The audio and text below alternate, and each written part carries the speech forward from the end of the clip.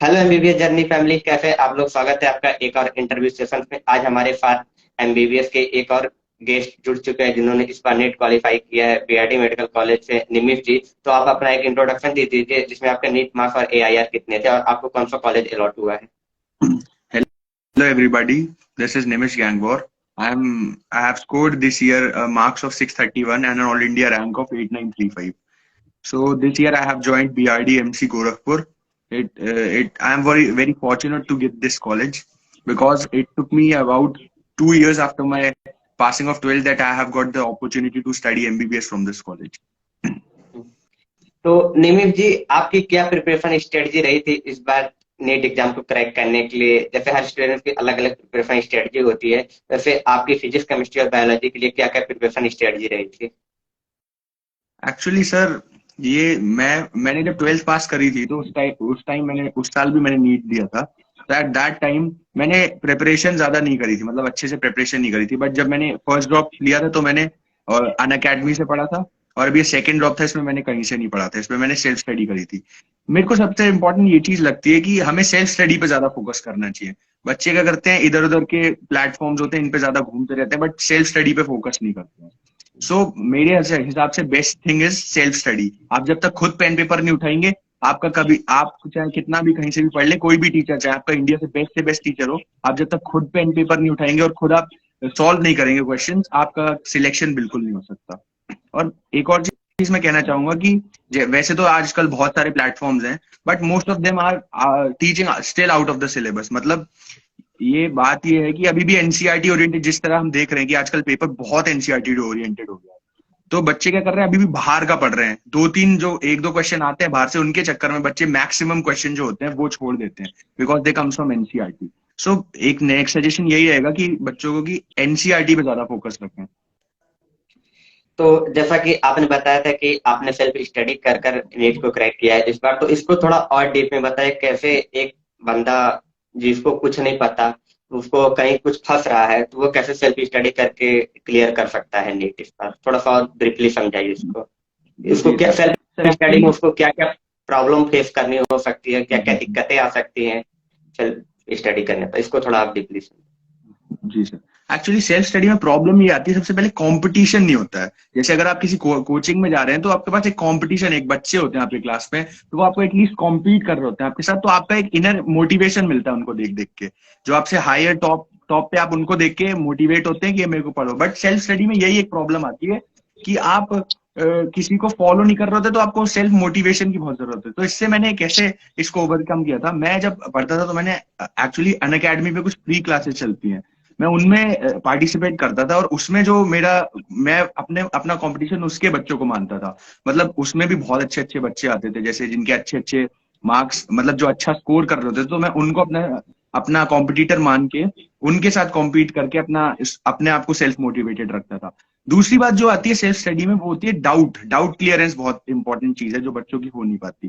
तो doubt clearance के लिए मैं यही बोलना चाहूंगा कि या तो बच्चे जैसे जो सेल्फ स्टडी कर रहे हैं वो एक अपना एक पीयर ग्रुप बना ले जिसमें अगर जो भी उनको डाउट है उसको क्लियर कर सकें। और सेकंड, आजकल प्लेटफॉर्म्स हैं ऑनलाइन जो स्पेसिफिक डाउट क्लियर करते हैं। सेल्फ स्टडी जो बच्चे करते हैं उनके लिए अलग से डाउट क्लियरिंग प्लेटफॉर्म्स है। So for naming like Doubtnut, there is an app called Doubtnut. Philo, there is another app that has got famous around this time. ये जो एप्स है आप इनसे हेल्प लीजिए। मैंने भी फिलो का सब्सक्रिप्शन लिया था अपने ईयर में and it was extremely good. बहुत ही अच्छा ऐप है। तो मैं लोग बच्चों को यही सजेस्ट करना चाहूंगा सेल्फ स्टडी जो कर रहे हैं कि ये करें। और थर्ड इम्पोर्टेंट चीज थी जो मेरे को लगता है कि सेल्फ स्टडी में एक वो बाधा बन सकती है, वो है टेस्ट। बच्चे क्या करते हैं, अगर सेल्फ स्टडी कर रहे हैं तो घर से कर रहे हैं तो उनको टेस्ट का कोई मतलब एक सूटेबल टाइम टेबल नहीं रहता कि ये टेस्ट में, मतलब जैसे एक शेड्यूल रहता है ना, अगर कोचिंग में जा रहे होते तो ये दिन आपका फिक्स्ड है कि इस दिन आपका टेस्ट रहता है। बट अगर कोई सेल्फ स्टडी कर रहा है तो उसका ऐसा फिक्स नहीं रहता। तो इसके लिए मैं यही कहना चाहता हूँ कि आजकल बहुत सारे ऐसे कोचिंग इंस्टीट्यूट है, वो अपने ऑफलाइन टेस्ट सेंटर्स क्रिएट करते हैं। जैसे मैं जैसे इस साल मैंने सेल्फ स्टडी करी थी, तो मैं एलन का, हमारी सिटी में एक ऑफलाइन टेस्ट सेंटर था, मैं वहां पे फिजिकल टेस्ट देने जाता था। तो that was extremely benefited for me because उससे क्या आपको रियल एग्जाम का फील आता है। वहां पे बच्चे भी बहुत सारे आए हुए होते हैं, तो आपको पता चलता है कि अगर मेरा एग्जाम जो मेन एग्जाम होगा वहां पे भी यही सर्कमस्टांसेस हुए तो मैं कैसा परफॉर्म कर पाऊंगा। तो ये वाली चीज मेरे को यही लगता है कि फिजिकल टेस्ट देंगे आप तो आपको बेनिफिट होगा।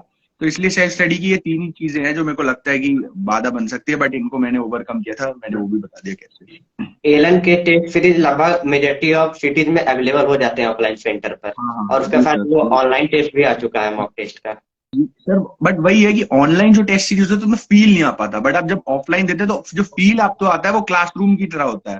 जो आप मेन एग्जाम देंगे वो भी वैसा ही होगा, और जो पेपर पेन पेपर के साथ एलन का जो टेस्ट सीरीज होता है ऑफलाइन वाला, वो मेरे को तो लगता है एटलीस्ट बेस्ट है जो सेल्फ स्टडी कर रहा है उसके लिए। क्योंकि उसमें कंपटीशन समझ में आता है। एलन जी सर। ऑनलाइन वाले में भी वही सेम चीज रहती है, रैंक वगैरह आती है, लेकिन कंपटीशन नहीं समझ में आता, उसको फील कॉम्पिटिशन करके रहता है, जाएंगे, समझ। ऑफलाइन में फील हो पाता है। ऑफलाइन में सर यही फायदा है कि आप पेन पेपर चला रहे हैं, बट ऑनलाइन में क्या आपको कोई ऐसा नहीं, प्रेशर फील नहीं होता ऑनलाइन में। जब वो टीचर लास्ट में आपसे पेपर ले रहा होता है ना, तो वो जो प्रेशर होता है ना, वो प्रेशर बच्चों को फेस करना आना चाहिए, and then only they will be able to crack NEET. ये मेरे को यही लगता है। जैसा कि काफी स्टूडेंट ड्रॉप लेते हैं, आपका भी सेकंड ड्रॉप था I think. Yes sir, yes sir, second round में मेरा हुआ था इस बार। तो ये ड्रॉप के फियर को कैसे खत्म करें? काफी सारे स्टूडेंट्स को लगता है कि वो काफी सारा ज्यादा डिप्रेस्ड हो जाते हैं और सोचते ड्रॉप ले या ना ले, ले या ना ले। इसके बारे में आपका क्या ओपिनियन है, और ड्रॉप के फियर को कैसे खत्म किया था आपने? सर एक्चुअली ड्रॉप जो है ना, आप सबसे इंपॉर्टेंट जो चीज होती है ड्रॉप में, उसमें सेल्फ, आपको अपने ऊपर बिलीव होना है। Self believe is the main thing can that a person can do before he और she is taking a decision for drop. अगर आपको सेल्फ बिलीव ही नहीं है तो लोग भी आप पे बिलीव नहीं करेंगे। एक्चुअली मैं एक ऐसी फैमिली से आता हूँ जहाँ मेरा भाई जो है वो एफएमसी में फोर्थ ईयर स्टूडेंट है, तो मेरे पे तो पहले से इतना प्रेशर था कि तुम्हें तो भाई बनना ही है, अब तुम्हारा भाई हो गया। तो एक्चुअली हम्म। मेरे घर वाले भी बहुत सपोर्टिव है। सेकंड जो मेरे को लगता है एक इंपॉर्टेंट फैक्टर है, वो होता है कि आपके जो घर वाले हैं वो आपको कितना सपोर्ट कर रहे हैं। बट अगर आपके पास सेल्फ बिलीव ही नहीं होगा तो घर वाले भी कोई आपको सपोर्ट नहीं करेगा। इसलिए self believe, and second is family circumstances. तो अब अगर अपने फैमिली आपकी सपोर्टिव है तो then drop is nothing great, मतलब कोई ज्यादा बड़ी बात नहीं है। बट वही है, फैमिली सर्कमस्टांसेस आपके सही होने चाहिए, मतलब वो तो आप ही खुद बनाएंगे, और आपको सेल्फ बिलीव होना चाहिए।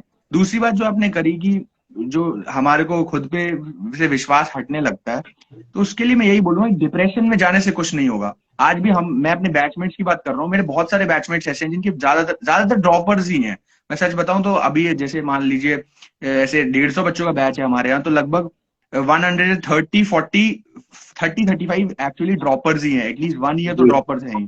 तो ऐसा कुछ नहीं होता है कि ड्रॉपर्स है तो आपका हो नहीं पाएगा, ये नहीं हो पाएगा। बस आपको मेहनत कंसिस्टेंसी मेंटेन करके रखनी पड़ेगी, तो आप आराम से अपना कुछ भी जो आप नीट क्रैक करना चाहते हैं वो कर सकते हैं। ये बात आपकी सही है कि जब ड्रॉप लेता है बंदा तो उसको बहुत सारा प्रेशर होता है, घर वालों का प्रेशर, फिर आसपास के लोग, रिलेटिव्स, ये लोग तो बस इनको तो यही काम होता है कि बस लोगों को टॉन्ट करना। बट वही है, इसलिए आपको इस चीज को, जो आपको टॉन्ट करते हैं ना लोग, उसको आप एक सेल्फ मोटिवेशन की तरह लें, और इस मोटिवेशन को अपनी ताकत बनाते हुए आगे बढ़े, और ऐसे ही इस मेहनत करते जाएं। बस यही मैं बोलना चाहूंगा। तो निमित जी, मेजोरिटी ऑफ नीट एक्सपीरियंस, मैं मानता हूँ कि 60 to 70% नीट एक्सपीरियंस की का ये प्रॉब्लम फेस करनी होती है। ये पहला डिमोटिवेशन और दूसरा डिस्ट्रैक्शन।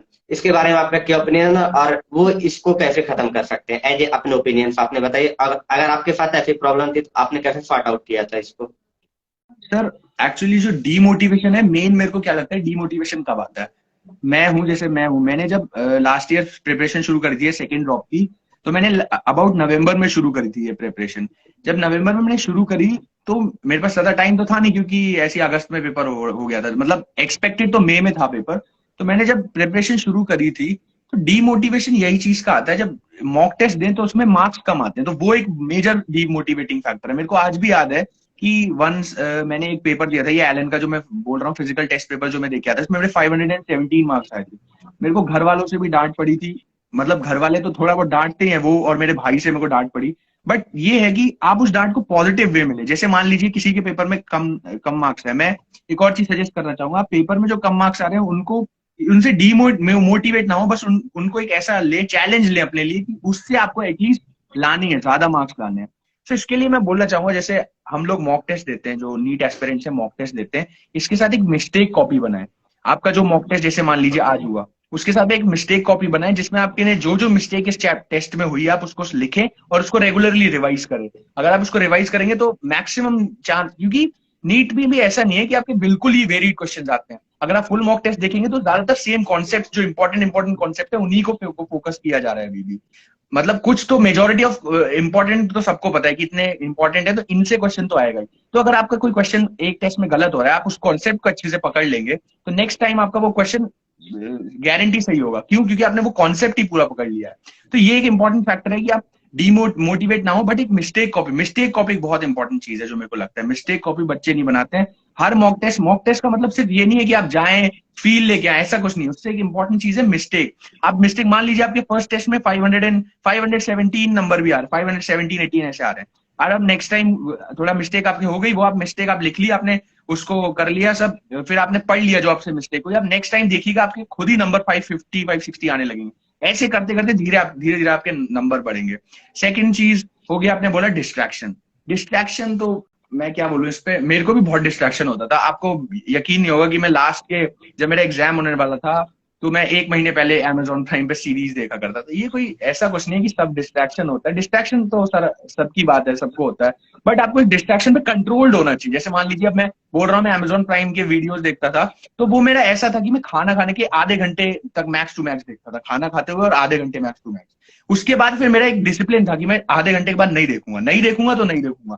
ये नहीं है कि मेरा फिर पूरी रात चल रहा है। तो वो वाला आपको अपने डिसिप्लिन से अपने डिस्ट्रैक्शन को कंट्रोल कर सकते हैं। So discipline is the main factor that can control your distraction. Distraction से आपको क्या होगा? डिस्ट्रैक्शन से कुछ नहीं होगा, आपका सिर्फ टाइम ही वेस्ट होगा। डिस्ट्रैक्शन होना जरूरी है, बट वो कंट्रोल डिस्ट्रैक्शन हो, कि आपका जितना टाइम है फिक्स, वो उतने ही टाइम के लिए हो, उसके बाद आप अपने काम पे वापस आ जाओ। अब ये भी है, सेकंड थिंग ये है कि जैसे आपको कभी कभी पढ़ते पढ़ते बर्नआउट हो जाता है। जैसे नीट की जर्नी ऐसा तो है नहीं कि 1-2 महीने की, मैक्स टू मैक्स साल भी की भी होती है, तो बर्नआउट आता है। उसमें मैं यही बोलना चाहूंगा, आप थोड़े फैमिली फंक्शन अटेंड करें। ऐसा नहीं कि पूरा ही बिल्कुल ही पढ़ने में व्यस्त हो जाए, थोड़ा बहुत बाहर जाए, फैमिली फंक्शन 1-2 अटेंड कर सकते हैं पूरे साल में, तो that can be your refreshing factor, जिससे आप रिफ्रेश हो सकते हैं, और अगर बर्नआउट आ रहा है वो खत्म हो सकता है। तो उससे आपके डिस्ट्रैक्शन भी खत्म हो जाएंगे। तो निमिष जी, बेसिकली ये लास्ट क्वेश्चन है कि जो ये वीडियो देख रहे हैं नीट एस्पिरेंट्स, जो मे बी आपके जूनियर्स भी हो सकते हैं नेक्स्ट ईयर या फिर इसी ईयर्स, तो आप उनको क्या टिप्स देना चाहते हैं नीट को क्रैक करने के लिए, नीट 2023 के लिए? सर समरी में मैं बताऊं तो बेस्ट, सबसे पहले तो मैं यही बात बोलना चाहूंगा भाई, अभी भी मैं ये देखता हूं, मैं अपने आसपास भी देखता हूँ कि 50 से 60% नीट एस्पिरेंट्स अभी भी एनसीईआरटी से बाहर भाग रहे हैं।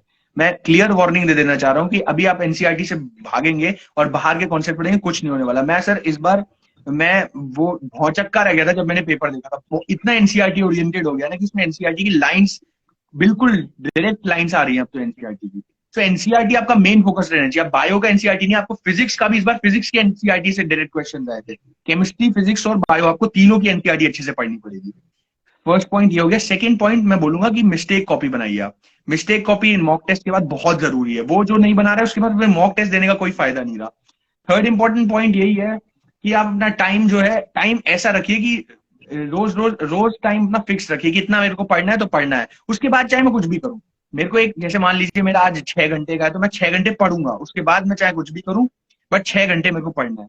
सो ये एक तीसरा पॉइंट। और चौथा पॉइंट मैं ये कहना चाहूंगा कि आप डिस्ट्रैक्ट हो, पर कंट्रोल डिस्ट्रैक्शन हो। जैसे आप अगर बर्नआउट हो जाते हैं तो अपने फैमिली फंक्शन अटेंड करें, ये सब करें, और बस आपका हो जाएगा, मतलब नीट में। और कंसिस्टेंटली मेहनत करते रहे। एक दिन आप कर रहे हैं 6 घंटे, दूसरे दिन आप 1 भी घंटा नहीं पढ़ रहे हैं, तो that is a waste of time, इससे आपका कुछ नहीं होने वाला। बट आप एक दिन चाहे 6 घंटे पढ़े, दूसरे दिन 4 घंटे पढ़े, बट पढ़े रोज। सो दिस इज द, यही मैं कहना चाहूंगा कि यही सब चीजें होती हैं जिनसे आप नीट क्रैक कर सकते हैं। तो निमिष जी, आपने अपना वैल्यूएबल टाइम दिया, थैंक यू सो मच।